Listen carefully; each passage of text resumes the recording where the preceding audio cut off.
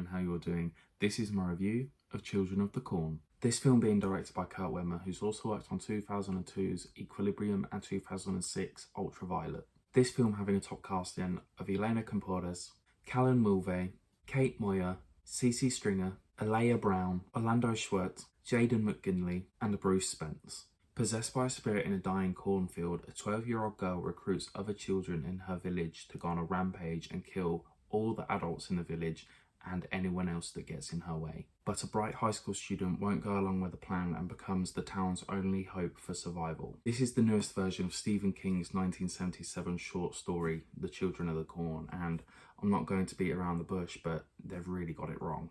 To say that this film is even based off of Stephen King's work is an insult. To start off with, the trailer made it seem to be a completely different film to what it actually is. The actors did the best that they could, but honestly, with a script as bad as this, it was destined to be a train wreck. Kurt Wimmer was the one that actually wrote the script himself, so he only has himself to blame. Kurt Wimmer's first big mistake was eliminating Stephen King's outside perspective of the story. Campores does her best horror movie emoting while the plot gets thicker, but honestly, Wimmer didn't really know what to do with her while the narrative was in motion. She spent a lot of the movie just kind of standing around and looking horrified and not really doing much.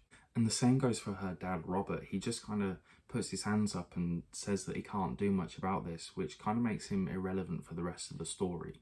The most successful bit about this was casting 14-year-old Kate Moyer. She was single-handedly the driving force of this film. She was the only enjoyable thing about this movie. One area that this film actually does stick to the source material is that He Who Walks Behind the Rose. They kind of kept in the green man / plant hybrid with glowing red eyes. Kurt Wimmer kind of runs with this idea in the back half of the film, but honestly, the poor CGI let it down. There's a lot of screaming and a lot of blood and kids running around with rusty farm equipment, but it doesn't actually lead to anything.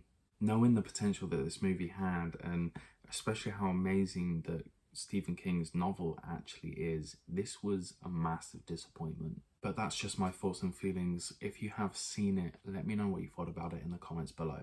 And I just want to thank you all so much for watching. Please be sure to leave a like and subscribe. It really helps me out. So until next time, take care.